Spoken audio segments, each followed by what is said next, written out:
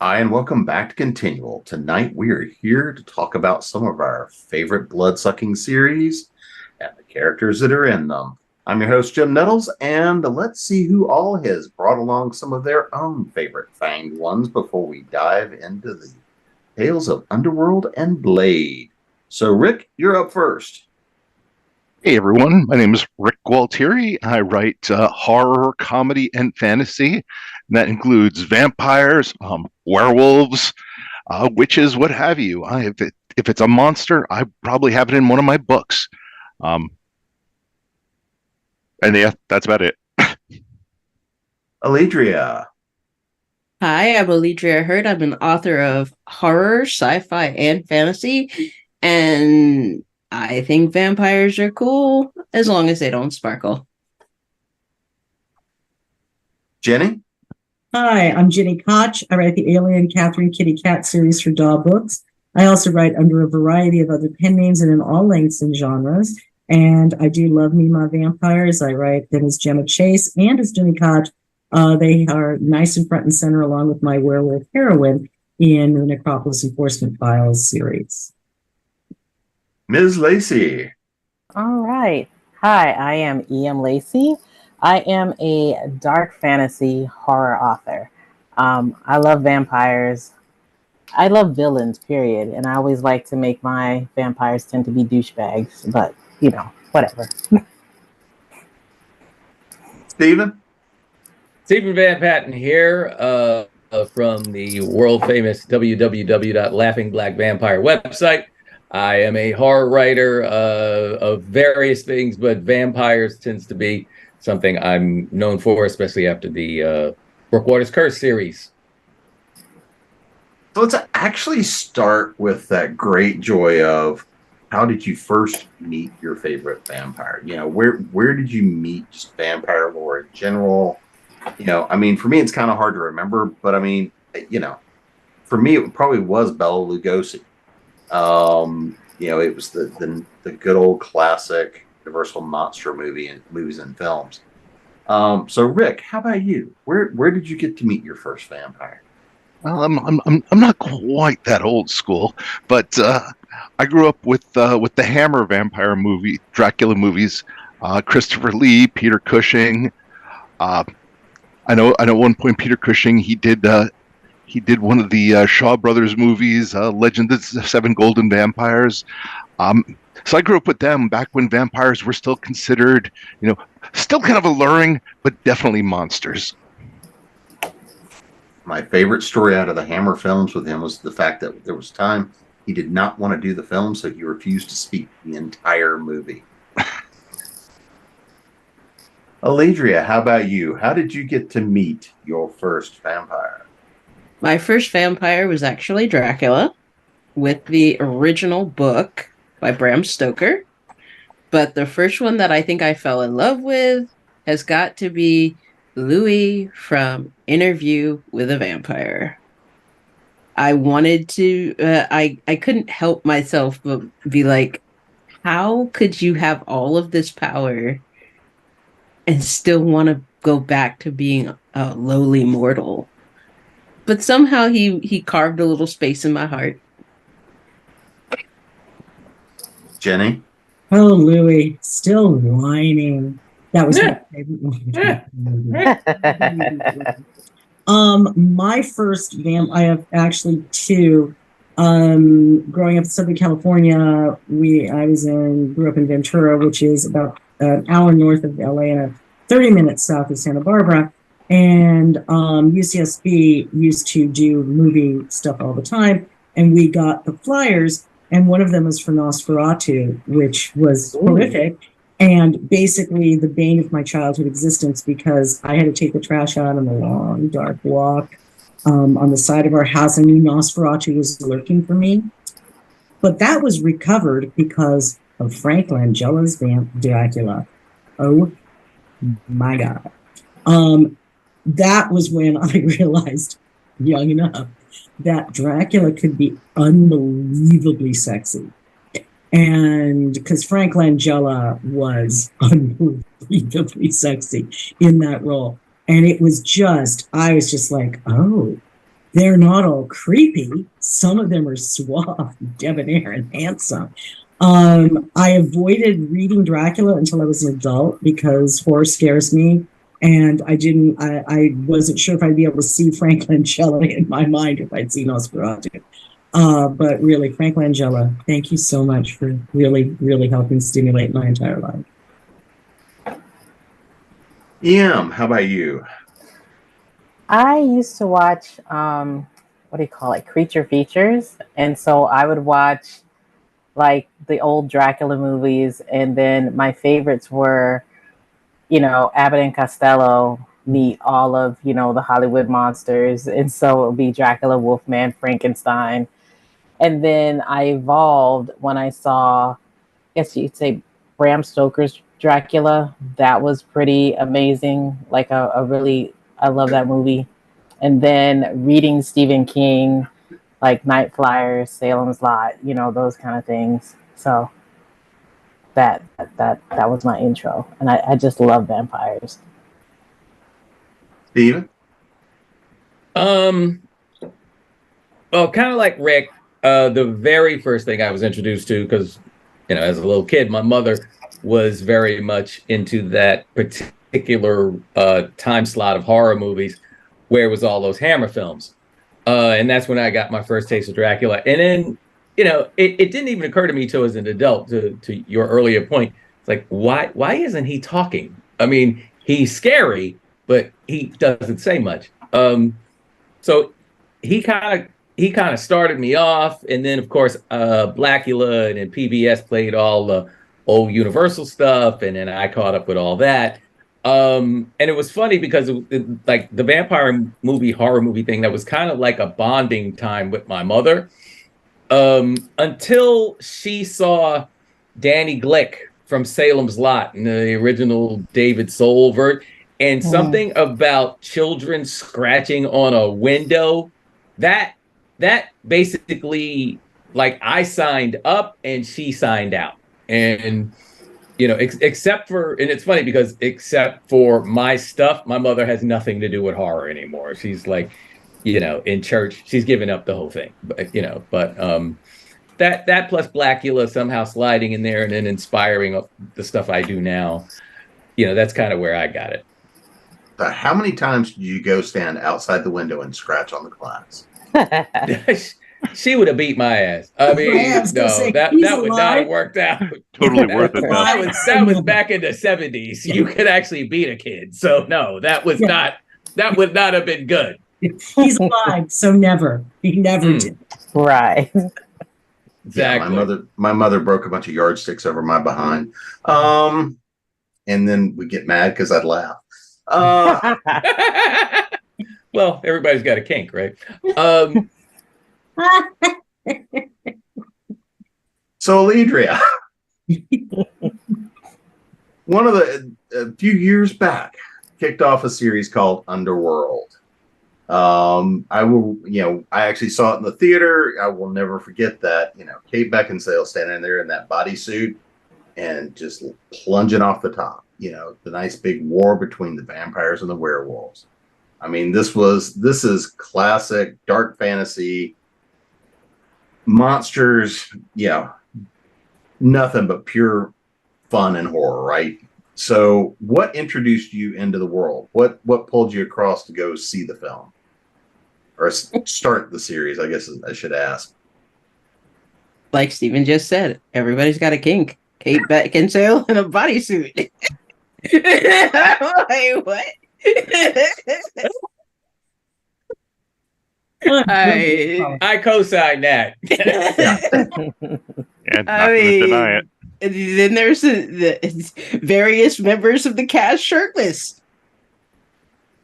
in the trailer. It's like, okay, I'm in. And then you tell me that there's monsters involved too? Sweet, sign me up. All right, so here's the important question. Which side did you fall on, the vampires or the werewolves? Oh, I didn't care who was winning. I wanted to see the people. I literally, it's like if you ask me, vampire or werewolf, who should be running the world, I very much agree with whatever my monster overlord happens to be. Jenny? I just rewatched Blade.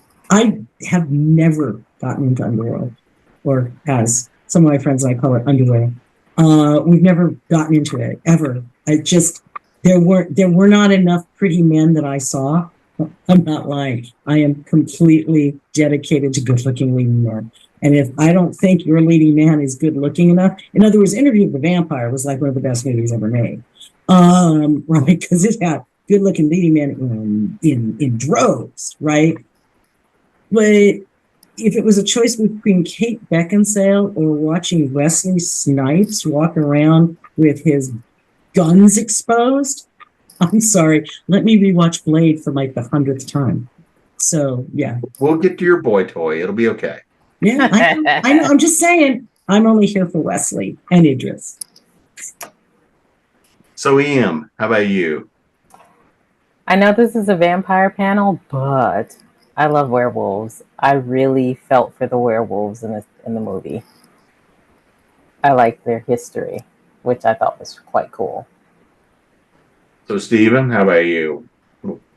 Well, the way they laid it out, because of certain beliefs and things, I found myself, even though, everybody says, oh, Steve's a vampire, I found myself rooting for the werewolves only because they were sort of put in the sort of underclass situation, and also considering the fact that the creator of the series, Kevin Grievous, was actually playing a werewolf in the movie. I don't know if everybody knew that, but a little fun fact for you.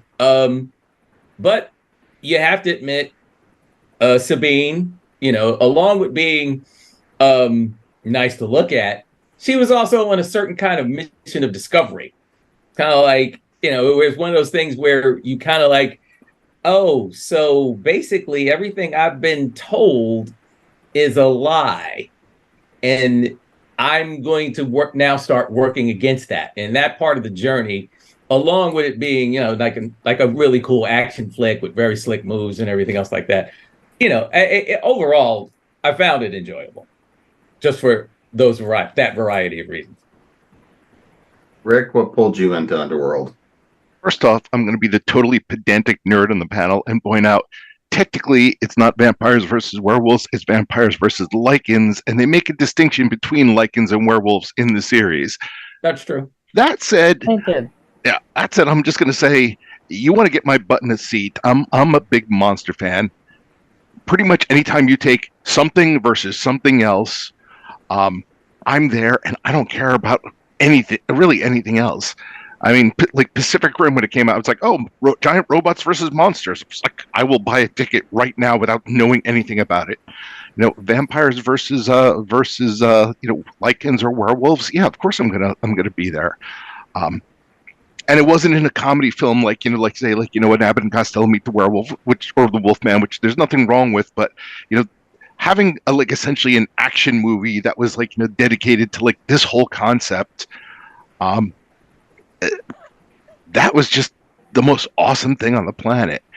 And I'm kind of split, because on the one hand, I want to root for the lichens because they are the underdogs. On the other hand, the vampires had Bill Nighy, and I just love watching him chew scenery. And he's just like when you throw him into a role, he just fascinates me on the screen. So little hard. It's kind of one of those, whoever loses, I win watching this series. So, in other words, shut up and take my money. Pretty much, basically. Yeah. In other words, if I post it up, we can just take Rick's money all day long. Yep. Yeah. So let's actually talk a little bit of the lore and the setup for it. And Jenny, I'll come back to you when we get around to your I'm like, lore. I know the lore and the setup, and I was back rewatching Wesley Snipes be Blade. So yeah. So Jenny, when we look at kind of the lore and the setup we see between the vampires and the lichens, and when we look at kind of this, when we look at it, not necessarily just from the first film, when we look at the entire series of movies, there's a setup looking back through time, through history, kind of all these different plays where you have basically all the vampire houses, the vampire culture coming in, trying to play that whole high, heavy money, high, heavy power, and that, and really just that lording over all of the Lycans and this conflict between the two, and then finding out that much of this goes back to almost that Romeo and Juliet type of story, right? So, when you look at the entire series kind of from that and the different things that get revealed along and along, and that idea of Bill Nighy's vampires, that daddy figure, never mind the fact he killed all of Sabine's entire family, but it was looking at the lore along and along. What do you think about kind of how the setup works and just the story and the lore in terms of looking at what we would consider traditional monster movies and monster lore? I think I'm going to kind of counter something Alledria said earlier about I don't want my vampires to sparkle. I don't care. That's a world that creator created.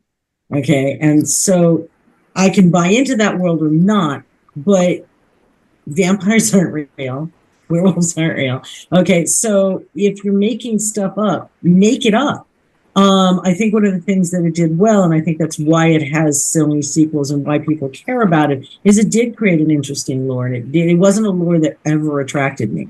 Okay. Again, it's just for whatever reason, something that would normally, I don't know why, it's just never, it leaves me cold. But it doesn't matter because it's got a great lore. It's got stuff people can really sink their teeth into. And it's, thank you. We're here all week. Don't forget to tip your servers. And I just think that they did that well. A lot of times when you're building on a series, and I'm going to insert that, I think Blade did this well too, where it actually matters that you watch the next thing because more is going to be revealed and you're going to learn more about the characters in the world. I think they did that really well. I never felt like the next Underworld movie was like, oh my gosh, they're just going to be rehashing it. And no one I know that saw them felt that. So I think they did a good job with it. I think that's something that you as the creator need to do. I think you need to make it your own and make the lore your own and not copy anybody else's. Ian? Anything? Let's see about the lore. I love the lore and just how like you mentioned, it's like very Romeo and Juliet, and just I guess that fear of the unknown. Even monsters are afraid of things that they're not, that they don't know, because a hybrid would be like this thing, like, and I think it just sort of fell into the politics of werewolves and vampires, where for the vampires, it's all about control and how would you wield power over something that is not fully a vampire. It's a little bit of both. And they're like just a big, like with vampires, I always just saw like how they were sticklers for tradition, like with the time hopping, how they had so many elders, and just for them to have the forethought to avoid inner conflict amongst themselves, how they like time hop. I was like, that was clever. Like you always had a powerful vampire that they had their turn and they were just sticklers. And for the wolves, they just wanted to, one, live their lives, and also just wanted sort of out of it. But I liked how they built it, and just like each movie sort of layered just even more on, like, it sort of went backwards instead of forwards. And it was cool how they did that. You start like in the heart of the movie, like in the heart of the conflict, the first two, and then the third one just sort of like, and this is why it happened. The rest of them were sort of meh, but overall, I liked the world building and just the history and just how it just kept unfolding like little layers. I was just so sucked into it. I loved it. Steven?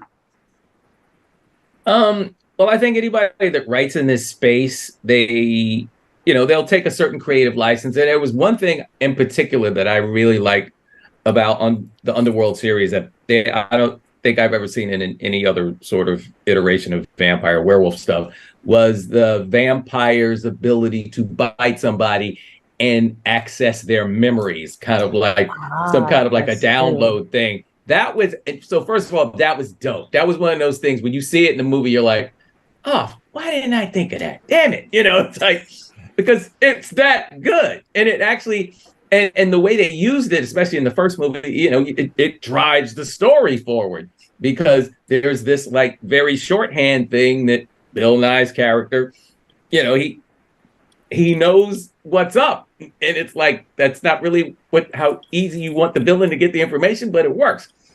And I think we all have to, when we write in these spaces, the trick is come up with that stuff, but then keep it consistent. Like, you can't break the rules of this later on, because people are going to remember it and people are going to blog about you, because it's the 2020s. So that was the thing with me about the lore, is I guess like, so the world builds,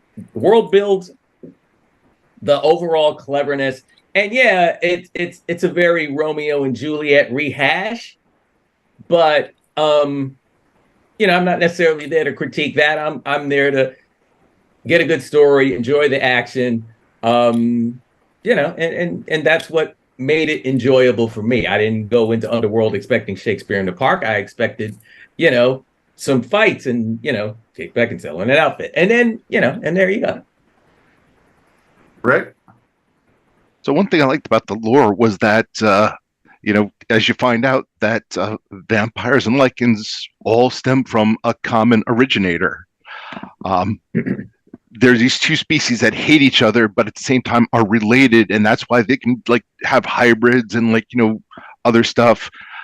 Some of it's a little dopey. The whole one son was bitten by a wolf and one son was bitten by a bat. It's like, good thing nobody ever gotten bitten by a mosquito or something. But it's a little dopey. It does require you to step back and be like, okay, we're just gonna go with this.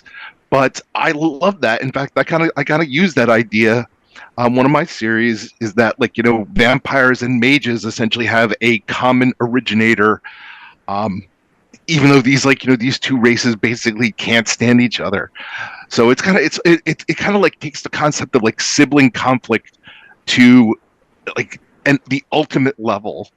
But at the same time, despite all this hatred, I love the fact that a big theme of the second movie is Michael still loves his brother, even though his brother is a psychotic, murder machine with no humanity left. And it just kind of brings home that that whole thing of these two races hate each other, but at the same time, they're still related. And with relations, things can get messy. But yeah, I mean, can you imagine if what they've been bitten by were I don't know, a chihuahua? Honey badger? Yeah, I know. Yeah, a honey badger. I mean, it's like, damn parrot bit me. I want to suck your blood. All right, Alledria, while you're trying to crack up, now what are you thinking about in the lore? Oh man.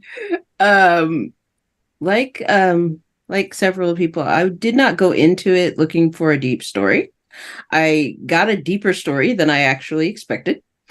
And I really did enjoy the backstory. Granted, you had to get through 2 movies to get to the backstory. But eventually you got to the backstory. Eventually you got to find out exactly why things happened the way they did. And at that point you go, huh. All right. So I got 2 brothers.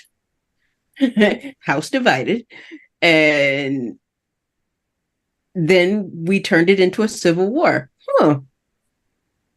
Sounds interesting. And then you have 2 people who are from opposing sides coming together to sort of heal the breach, I guess you could say. Except not really. So, EM, I'm going to throw this at you. When you look at it and look at the series in totality, and for me, when it became humans have figured out that y'all exist, there was a little bit of a dip there. But, you know, when you look at it, the whole arc, the whole series, I mean, where does this kind of fall for you? If somebody's looking for a series, who is it that really should be watching the series if they haven't seen it yet? For you, what are they going to get? Well, I think, I mean, for this series, it was great until I think Celine became like this super immortal vampire hybrid messiah that I think they just sort of went off the rails with that. But who would enjoy these kind of movies? Well, just in general, monster fans, people who just like good old-fashioned monster horror. Because I think, no, not necessarily monster horror. Honestly, the politics, like it had like that medieval feel, even though it was modern. So, I don't know, people who are fans of that, I think would enjoy it. If I'm getting the question right, because I think it's sort of like, What about you, Stephen? What are your thoughts? What are you going to tell somebody that's looking at the series? Well, what I have come to appreciate about the series is just there is a little bit of everything. There's the political intrigue, and obviously it's varied degrees from movie to movie, but there's the political intrigue. There's a touch of romance. Kind of to EM's point, and it's kind of a fantasy thing. I mean, obviously you have to also be this kind of person that can tolerate watching somebody get their head taken off. So I mean, as long as you're good with all of those things, but occasionally a little kissy, it's I think that'll work out. That I think that's how I would counsel someone who's just coming to me blind, talking about I never saw the Underworld series. Would that be something for me? And depending on the person, if you're like if you're too shishi foo you probably can't do this. But if I know the person's actual horror tolerance, then I would be able to guide them appropriately, I think. Rick? I mean, I'm probably going to recommend the first two movies and then Rise of the Lycans. The other ones I might be like, yeah, if you see those, that's great. If you don't see them, that's also fine. But I'm mostly going to look for friends who are into sci-fi action, things like that. People who maybe enjoyed Aliens, people who probably enjoyed Blade. I know I dragged a bunch of people back in college to see Mortal Kombat, Dusk Till Dawn, movies like that.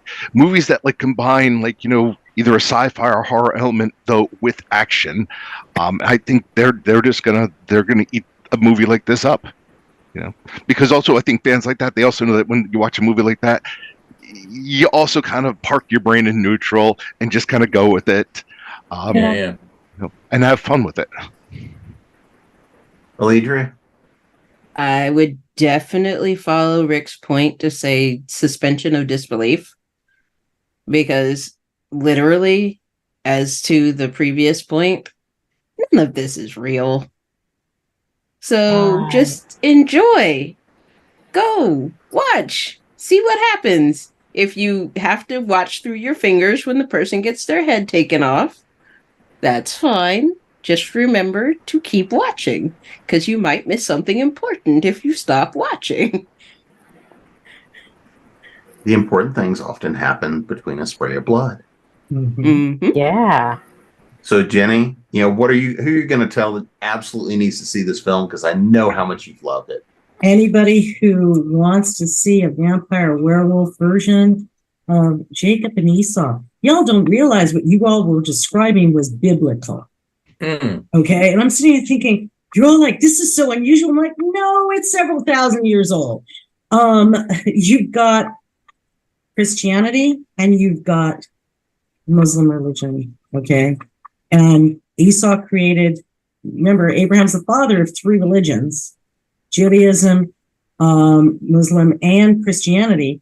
And so you have Esau going one way, presumably Lycan, and Jacob going the other way, presumably vampire. And it's like, oh, that's actually a super interesting take on that. How very interesting. But that's what my takeaway was from listening to all of you. This is a biblical retelling. And it sounds kind of cool. So anybody who wanted to see some kind of, a biblical retelling of, Jacob and Esau through vampires and werewolves, have at it. Pretty gory, but could be really cool. So, and by the way, Sabine becoming the Messiah, Jesus, really falls in line with everything else y'all described. So I'm just like, oh, they're really following a script here. It's a successful script. It's really lasted a long time. So that would be my recommendation. I love that. Like, hey, Reverend Olstein, I've got a recommendation for you. You. Let's do it. You enjoyed Last Temptation of Christ? See it. Yeah. Yeah. Yeah, that'd be a crossover. All right, before I get myself in more trouble. So we're going to hop genres and hop series, and we're going to move over to the one that's going to make Jenny happy, and I'm going to make her wait till the end. So, Marvel, coming out of Marvel is Blade, right? I mean, this is, we've got comics, we've got TV series, we've even got a couple of movies that make Jenny happy. But when we look at kind of Blade lore overall, that idea of the Daywalker, the vampire that slays, vampires. Stephen, how did you come into that series? Well, now we're talking some ancient history, because I, as a child that probably shouldn't have even found this, I was a reader of the original Tomb of Dracula Marvel comic series, and as anybody that knows their trivia will tell you, Blade's first appearance, Tomb of Dracula 10, he's dressed like Shaft, but with like a bandolier of wooden knives. And it's very much sort of like if a vampire hunter were a blaxploitation character. He later, and like many characters from many franchises that have lasted over the years, he's evolved. Now he's like this black leather guy, and with some armor and swords and things like that. Oh, swords. So people knew that I was such a fan of the series that I actually got this for Christmas once. Dude, I got it on my top shelf here. See, I knew I liked Rick for a reason. Anyway, so so the first two movies were like, and it was one of those things where a TV producer friend was like, I have something for you, and literally took me to a pre-screening where all of the effects weren't even finished yet. And it's just like, because I'm known for this, it's like everybody just inundated me with stuff. And then I saw the third film and I wasn't happy. So I'm glad that there's a reboot with an Oscar winner taking on the mantle, even though I know with the way Marvel does things, it's probably going to be like a whole big multi-universe thing. Wesley will probably end up back in the outfit, because that seems to be, just like we had Tobey Maguire Spider-Man come back, and Andrew Garfield, I can imagine that he's not done with the character per se, but yes, Marshala, if I'm saying the name right, Ali, he's up next, and it should be very interesting. How about you, Rick? Same with Steven. Like, I read the old Tomb of Dracula books. I always loved Marvel's supernatural stuff. I loved when they transitioned to Midnight Suns. And one thing I loved is that, and they've since changed Blade a bit in the comics, but originally Blade didn't have any powers. He was just an angry guy. He couldn't be turned into a vampire, but he really didn't have any powers. And I liked the fact that they changed that for the movie. And I mean, when I heard that movie was coming out, I was just like, well, why wouldn't I see this? I love vampires. Mm-hmm. The concept of essentially, this is not going to be a horror movie so much as angry guy who hates vampires. It's hunting vampires. And I know, when I was watching in the movie theater, the way the movie started off with that nightclub scene and the pulsing music, the second that came on, I was like, I'm gonna love this movie. I am absolutely. I remember like coming back and like reviewing it for this mailing list I was on, and I was like, it's a 10 out of 10. I was like, is it an instant classic? No, but does it give you everything you hope for in a movie? I was like 100%. Like I came out of that movie so freaking happy. And then like they changed it up with Guillermo del Toro with the second one, and he just worked his magic with that. And I'll even say, like, yes, the third one is the weakest in the series, but I don't hate the third one. I actually have watched it multiple times. And if you watch it for what it is, and also the amusing thing that apparently Wesley Snipes spent the entire time in his like trailer, just like, I don't know, just hating the director. There's some amusement to be had there. I can speak to that later, but. So, Alledria, how about you? What brought you to Blade? Spider-Man. It actually, when he shows up in the Spider-Man animated series, is the first time that I saw Blade. And I was like, huh, interesting. Because I was not previously aware of the character. So when you get to see his limited run through the Spider-Man animated series, you get to go, you kind of get to travel through. Okay, you find out that he is an angry black man who feels very jilted by what has gone on previously. And then the movie came out, and I was like, oh, so this, what I thought was a minor character from the Marvel Universe, got his own movie. And I was like, oh, I want to go see this because I want to know how do you build a whole movie around somebody that I saw for like maybe 5 episodes. So I was like, okay. I went in completely blind to really knowing who or what this character was. And I absolutely loved the first 2. The third movie is indeed one of the ones that I went into, and I went, you what?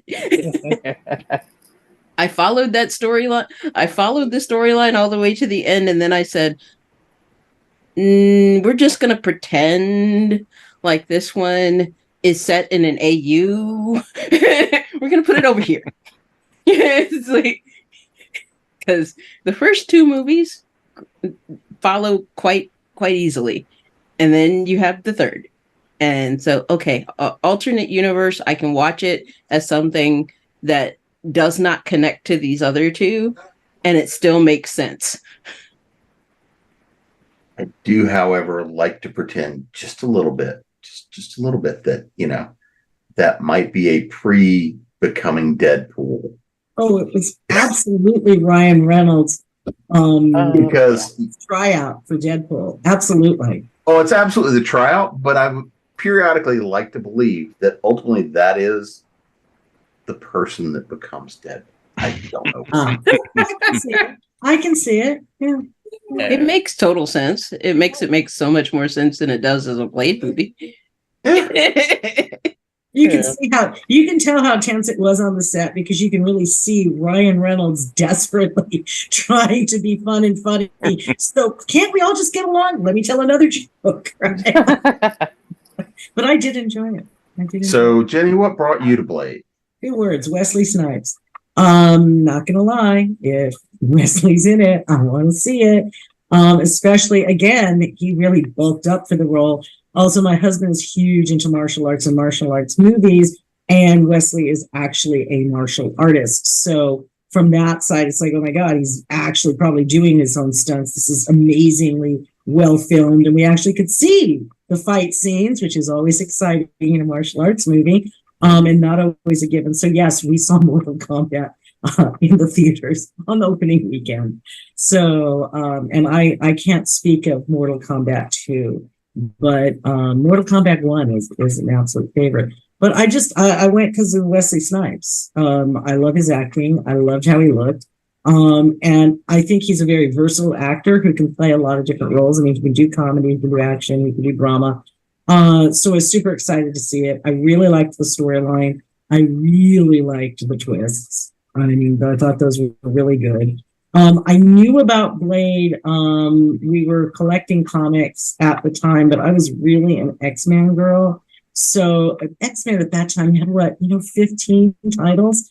You can't add more on if you're right. It was like every time you turned around, oh my God, there's another X-Men title starting. Okay, I'm trying to keep up. So it wasn't like we could add in. And before, I can't remember which smaller comic company got engulfed.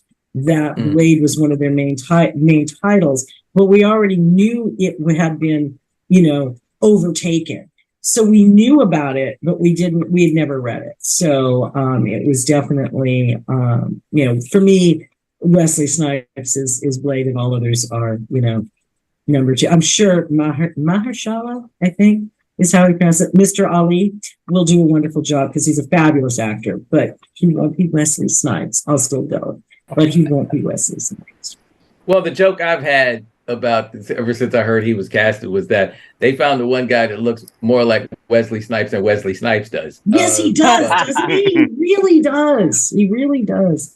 But he's a fabulous actor. He's just, for me, not quite Wesley Snipes. So in other words, he beat out Wesley Snipes in a Wesley Snipes lookalike contest. Yeah. That sounds about right. So EM, how about you? How did you come to the Blade lore? Well, I had forgotten that he was in the Spider-Man animated series, because I used to watch that like religiously. And then I used to collect, like Marvel used to do every year from A to Z, like basically like an encyclopedia, like each villain, each hero. It even broke down the universes, like what is it, the family tree, the lineage. And I ran across Blade like a couple times, but then I saw the trailer, and then I heard the soundtrack, and then I sat in the theater and watched the movie, and I was in love. Like, I just loved the movie, like the action, the soundtrack, the blood, like, I just loved all of that. And then the second one, I felt like the second one was even better than the first, because you had that history of like the original vampires, and just I think, what is it? I think it was like a sickness that was going through with the vampires that mutated them. I just liked all of that history. But it was like the soundtrack, it had everything. The martial arts, the soundtrack, Wesley knew how to put it together I feel like before his head got too big. But the movies were like just art. They were like fabulous. And then again, there was the third one. I just sort of there was just not much to talk about with the third one. They could have done so much more, but I think they tried to sort of laugh off all the bad parts, but I just love the first and the second. And then I think I became fascinated with Damphiers, because Damphiers are pretty cool. Some have powers, some don't. And just even with Wesley and Blade, how like they started to give him a little bit more. So I think that made it even better. But that's how I got into Blade. And so I remember a few of the old Marvel comics from the 70s, the Supernatural series, and I remember a couple. I kind of, because it was one of those things that was sporadic in those days. But looking at the lore, how it has changed, from back then to now. I mean, how they've developed the character. I mean, we all know that Marvel and all of them, all the comics like to take and reboot and re-engineer and bring up characters to reflect the time that they're in. So, Rick, I'll start with you on this one. How do you feel about how they've progressed from, especially since you're reading it back in the good old days? How do you feel about how they've progressed and how they're representing Blade now, especially as we're looking about the fact that the Blade films really, in a lot of ways, are what created the ability for the MCU to exist? I don't think everybody thinks about it that way, but you had the Spider-Man movies and stuff, but Blade was kind of that next edge kind of storytelling that was darker, a little bit heavier. and a little bit truer to the comics, that they were able to create something that to me, Blade set that foundation they could build the MCU on. Well, I mean, some like the very old school, like, 70s and stuff comics. I mean, yeah, they're fun. They're also kind of cringe, though, when you look at them through today's eyes. So like they're some parts you reread them and it's like, this is super uncomfortable because damn, is it racist? But yeah, I mean, I consider Blade really to be kind of the birth of, I guess, the modern MCU before it became the MCU, because before then, Marvel movies pretty much were a joke because Stan Lee was known to just hand off the rights. Yeah, the rights to pretty much anybody who wanted them for a handshake, and usually that resulted in some terrible movies. And I think this was back at the time of, like, when DC was riding high on, like, on their Batman series still. So it was nice, because I've always been a Marvel person, to see them actually come out with a movie that felt like they were really trying. One, it was a good movie. Two, I love the fact that they made it an R-rated movie. Something is giving Disney agita right now, because it's like, yeah, you can make an R-rated comic book movie and it can succeed and it can be good.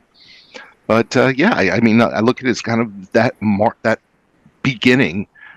Ever since then, the Marvel movies took a decided upturn, if we ignore Daredevil, and kind of brought us to where we are today. How about you, Alledria? Well, seeing as my understanding of Blade is only from the movies and what is decidedly a children's offering, even though, yes, there was some pretty dark points in the Spider-Man animated series.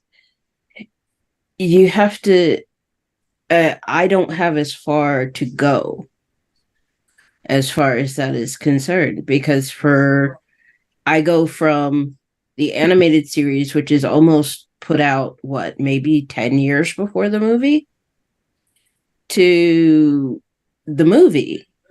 Mm-hmm. And the character doesn't change very much between the two. He's actually very similar.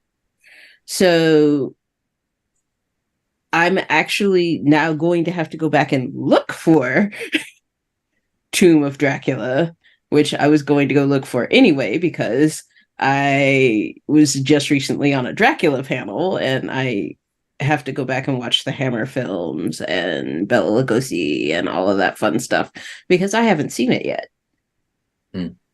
My in some parlance, my understanding would be lamentably lax in what I actually know.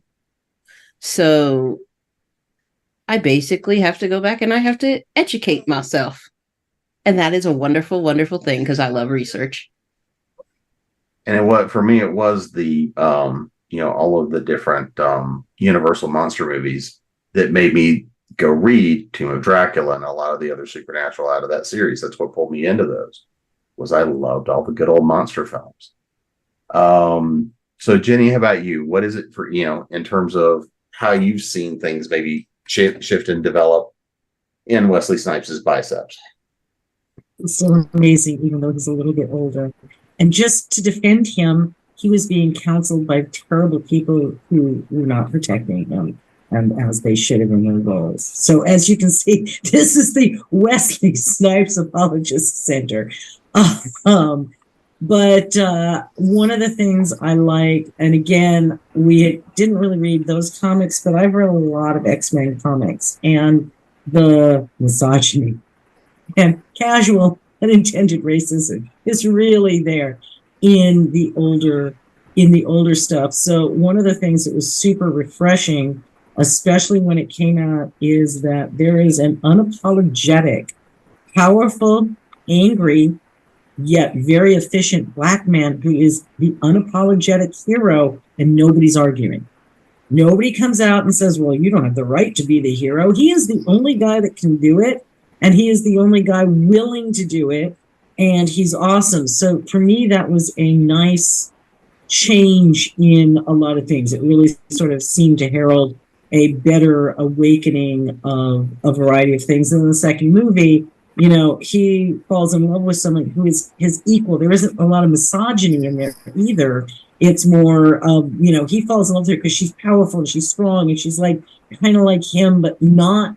And I just really liked how they did that.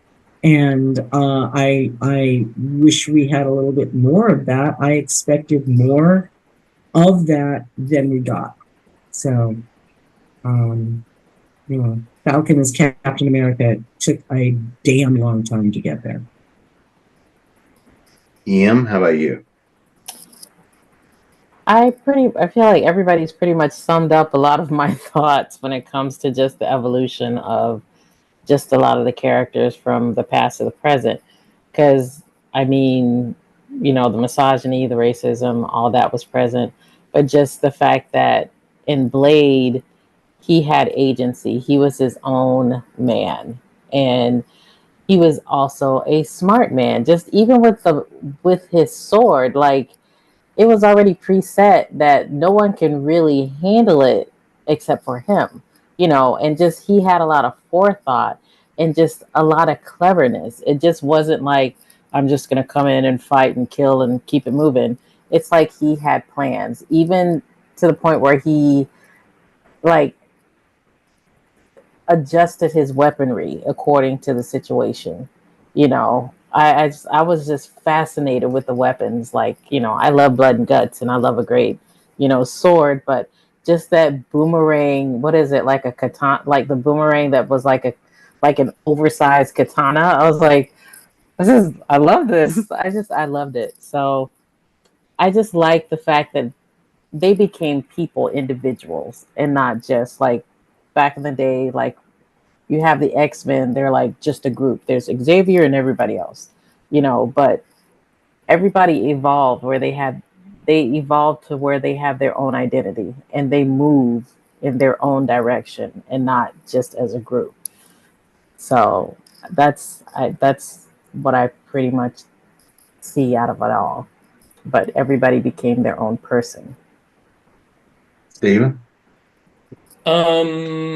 So I guess I'll start with just a little behind the scenes stuff that I picked up over the years. So Marv Wolfman, who created Blade in the first place, he actually in an interview he mentions that he stopped using him for a little bit because he even realized that, you know, the dialogue was like just like, and I'm talking comic book stuff, sorry, but that the dialogue was just like stereotypical, and he needed to actually grow as a person before he could continue with using the character. And the other thing about the character is the character was so powerful that he was worried about him overpowering the other, the other white characters who were basically descendants from the Harkers and the Van Helsings, and Frank Drake, who's like the last living mortal relative of Dracula and all that.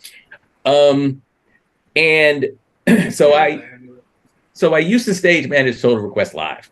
So I was there when Ryan Reynolds and Jennifer Beal were there for this interview sans Wesley Snipes, because he was not doing press for the movie because he was unhappy about various things that had happened in the movie. I've also heard that he and Dominic Purcell, I want to say that's the man's the gentleman that was playing Dracula, which and to be honest, that was one of the other things I disliked about the movie. I did not like him. I like him overall in other things. I ain't like him as Dracula. But again, I've been reading Tomb of Dracula, so I'm expecting certain things. And, you know, this kind of looked like somebody I would run into on the way to an ice cream shop in Bay Ridge. I did not see him as Dracula. You know, so I had, you know, I and other people had issues with the third movie. Wesley Snipes himself had issues with the third movie, which is why he didn't do any press for it. And so the last thing I'm going to say is because you guys brought up the X-Men. There are a couple of books out there when you start doing your rabbit hole research. There are a couple of books out there where Wolverine and Blade actually fight. Mhm. So put those on your Amazon shopping list because they are out there and the covers are dynamic. So, little tip for you there. I mean, anytime you throw those two at each other, it ought to be fun. So Absolutely. let's just talk about the cinematic universe. I mean, because the movies, and we can even throw in the TV show for everybody that actually did manage to catch that. Overall, I think we've all kind of hammered down the idea that the first two were solid. The third film, okay, Vampire Pomeranians, but that's all I'm saying. Problematic. Yeah. But if we look at kind of that package of movies and just what it brought to film, is it what overall, did you get what you wanted, and what was your favorite part out of the cinematic universe? And I'll throw this to you, Alledria. What was my favorite part? Mm-hmm. It's gotta be the final fight scene between him and I Want to Be a Vampire God. That was Deacon Frost.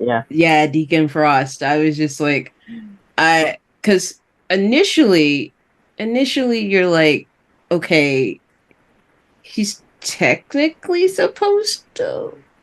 This is the wait. How much time have we got left in this movie? Because you know that Blade's going to win. But for a second there, you're almost like, how? And we don't have enough time left for like him to go and come back. So there's got to be a way that he's going to win this because that's how the movie's supposed to work, right? Mm-hmm. So when he finally does do in Deacon Frost with the serum that the lady has created, I was just like, oh, this is perfect. This is absolutely perfect. This is exactly how this should have gone. So, and then of course, Deacon Frost explodes into a million pieces, and then she starts working on a new serum because he's still Blade and he's going to go do his thing, and he's not ready for that to change. Yeah. So it's like, this sets you up perfectly for a sequel, sets you up very well for further growth of the character, because you watch him grow through the first movie, even though it's not as big of an arc as some people would have preferred. It is still a character arc. And it's like, the whole thing for me, that ending scene almost makes the movie for me. I mean, I loved all the fight scenes. The fight scenes were all great. Mm-hmm. But his final fight with Deacon Frost makes the first movie for me. Jenny, how about you? What's your favorite? I know this could take a while. Well, I'm kind of with Rick. That opening nightclub scene is awesome. Honestly, anytime I think of Blade, that's the first thing I think of. And Wesley doesn't even come into that scene until, it's halfway through. Just the whole thing on that is just so well done and just sets it up perfectly for everything. I enjoy the Whistler character. I like the relationship. But I'm going to defend Ryan Reynolds. I enjoyed the third movie. It wasn't as good as the other two. My husband is with all of you, by the way. He was just like, we pretend it doesn't exist. And I actually enjoyed it. I saw what they were trying to get. I understood, because it wasn't a secret that Wesley was unhappy during filming. So it wasn't like that was hidden. And you're like, why isn't he, like Bela Lugosi, why isn't he talking? Why isn't he in any scenes? Why has he not left his trailer? But I really enjoyed Ryan Reynolds, and Jessica Biel was fine. She's bland as far as I'm concerned. So anyone, I feel like any chick who could fill in the bodysuit could have filled in the role. But I really enjoyed Ryan Reynolds in it. And it really was, as far as I'm concerned, his audition to play Deadpool. But I like the humor that runs through all three movies. It's not always dour. There's jokes, there's humor, there's gallows humor, but there's humor, and I like that. So that's part of why I like the third movie. There was a lot of humor in it because Ryan Reynolds had like double or triple the scenes he was supposed to because Wesley wasn't leaving his trailer. So I enjoyed all of that. But really, if I have to pick one scene, it is that opening nightclub scene. It just sets it up for everything that's going on. Ian? I think there's like two scenes that do it for me with the Blade franchise, and it was mainly on like for the second movie. One was the fact that the vampires had formed a small specialized team to confront Blade. And I love them. Like you have Ron Perlman. What is it? Is it Danny or Donahue? But you had all these different fighters who were skilled. Like just that one scene where they infiltrated, like Blade's like base, how they were able to go toe to toe with Blade. I'm like, that was like, whoa. And then of course the part where they do the slow-mo walk to go and confront, the vampires, hybrids. So I just love that scene, especially even the soundtrack playing in the background. But the first two are just cinematically gorgeous to me. Steven? I want to say the opening sequence where he's in the hospital and the cops shoot him and he's like, I can't say it here on the show. But it's the whole, have you lost your mind? And then the cops run and he does the leap from the hospital to the roof and everything like that. It's like, like I was already in, now I'm really in, and also I don't even necessarily say that Ryan Reynolds, I'm not criticizing Ryan Reynolds for what he was doing in the movie, but at the same time, I'm also looking at it from a cultural standpoint. I imagine Wesley Snipes reading the script, realizing that he's being kind of shoved to the side so these other two actors can get all this shine.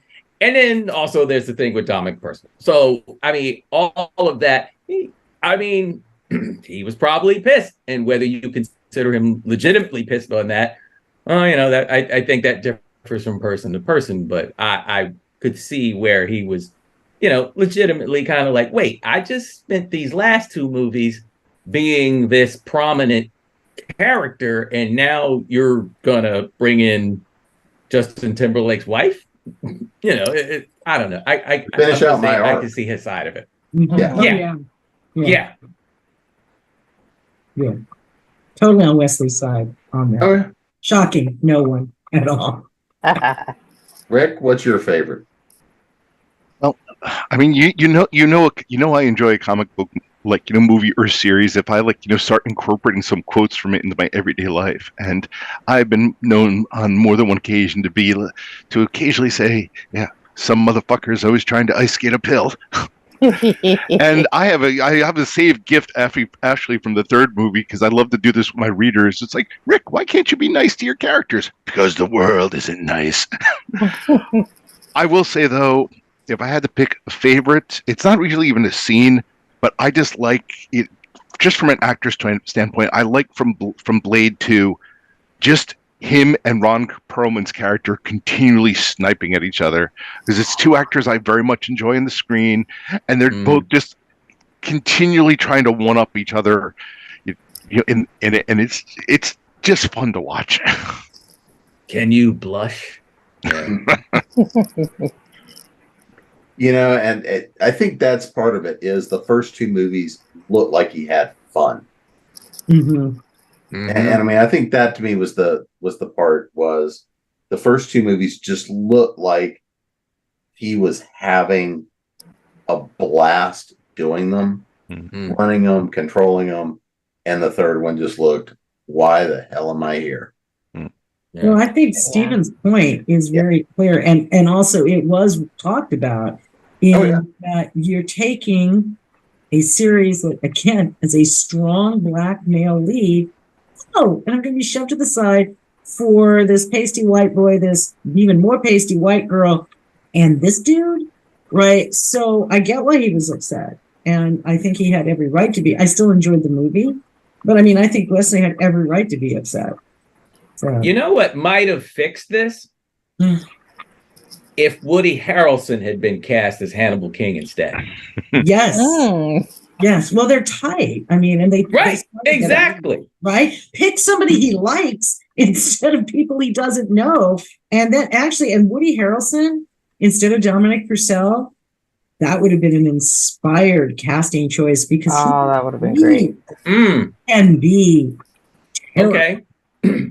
He can be terrifying. He can channel scary redneck really, really well. And, was that Natural Born Killers? Natural Born Killers. Yeah. I mean, these other things too. I mean, even smaller parts. So I mean, that would have been inspired. And yes, you're right. He would have been, oh, it's my bestie. Okay, we're good. And they would have had fun. And I wanted to add just also the difference is I think Wesley is also a fan of Blade. Like he liked Blade, the character, and he just built it up. And this third film, you could tell it's just an industry project because I'm a fan of I never really cared much for DC, but the DC Dark animated series are way better than the stupid movies, the live action movies. Yes. Because the live action movies are driven by industry, like somebody's budget and some director, producer's ego, and they're not fans of the actual franchise, the comics. But then you have the I bought all of the DC Dark. I watch them a couple times a year, and I go all the way through from just the interviews with the people who made it, and they all have the same thing in common. They love the particular characters or the particular comic that they're making into a movie, like Flashpoint. That was fabulous. This Flash thing that they did was garbage. So that's the difference. Oh my God. So that's the difference. It's just they took Wesley's passion project and made it into just tried to make it a cash cow. Yeah. Kind of the same thing happened with the Tobey Maguire Spider-Man run. I want to say those first two, the second Tobey Maguire Spider-Man might be one of the best superhero movies ever made. And then you go right from there to emo Spider-Man. Yeah. And Venom shoved in because a studio exec wanted it in there. It's a mess.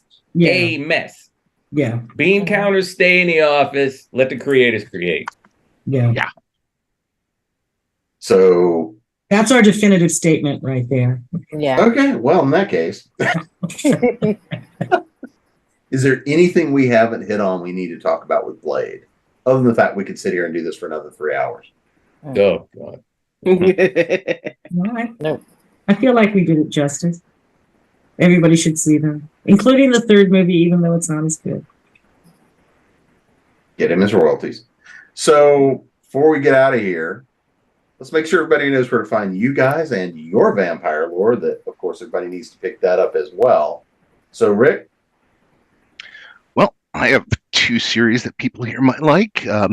My Hybrid of High Moon series behind me, which I kind of tout as Underworld meets The Craft, if you like vampires versus witches. Oh, and Bill the Vampire, which is my own take on vampire lores. And you can find me, well, I am Rick Gualtieri pretty much on every social media site. So you can find me at rickgualtieri.com. You can find me on Twitter as Rick Gualtieri. You can find me on TikTok as Rick Gualtieri. Or if you can't spell Rick Gualtieri, you could just Google Bill the Vampire, and that will eventually bring you to me. Alledria?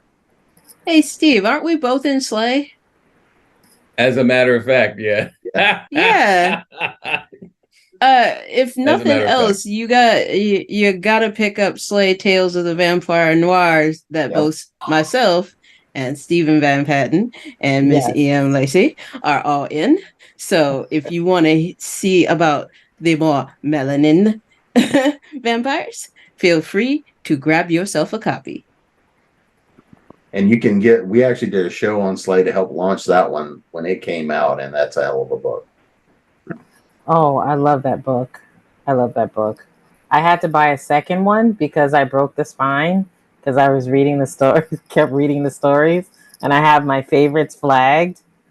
So yeah, I love. That's when you know. That's when you know it's amazing. Oh yeah, that's fabulous. Jenny, where can everybody find you? GiniKoch.com. I'm all over the place on Facebook, X, Twitter, Blue Sky, Pinterest. Not really on Instagram, though it looks like it still. I have two things. I have every monster known to mankind in the Necropolis Enforcement File series in the first book, and that is the Night Thief. I also have a new release. This is in pre-order right now. It's a reissue of The Disciple and Other Stories of the Paranormal by me writing as Gemma Chase. It comes out officially October 24th, and it is a reissue, but it has new stories and a new intro, and there's lots of vampire stuff in here. E.M.? Cool. All right. I'm E.M. Lacey.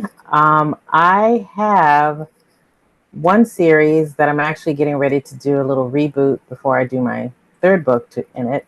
It's called Biggs, Meyer, and the Vampire. And basically, vampires have legal problems, and you need a law firm that can handle it. So Biggs, Meyer, and the Vampire, that's like out on the Zon. Anyone can find me on Twitter. Well, no, not Twitter. I got rid of them. I'm on TikTok. I'm on Facebook. I am also on Instagram. And then I also have another book that I just basically did a redesign. It's called Minor Mischief, and it's young adult horror. And in that particular series, I have a little guy. He's 6 with a vampire problem. There's no such thing as vampires. So, basically it's called The Boy Who Cried Vampire, and no one believes him that there's a vampire trying to get him because he's 6. So, it's just his imagination. And you get to find out how he fares against the vampire. You said he has a vampire problem. I just picture like the vampire trap having to come in and get in contact. Stephen. All right. So for me, I have a vampire series, Brookwater's Curse, volumes 1, 2, and 3. 4 will probably drop sometime next year. I've been putting that off because I've been putting out short stories like the one I have in Slay and a bunch of other places. I also have a serial killer series, Killer Genius, about socially conscious, hyper-intelligent Black woman who decides she is going to start knocking people off. I also have an anthology series that I produce with my podcast mates, Mark Abbott, Kirk Johnson, and in the next one, Janice Tapscott. And those are out. Everything, including the Black History animations that I work on for a YouTube channel called Extra Credit. All of that stuff, the minor little acting things and whatever else, all of that can be found, once again, at www.laughingblackvampire.com. I don't know where I got the name from. And I've been your host, Jim Nettles. You can find me at jamespnettles.com, authoressentialsworkshops.com, speculative-fiction-academy.com, creatingpros.com, and of course, here at ConTinual. And assuming that nobody sucks me dry before the night is over, I'll see you again soon.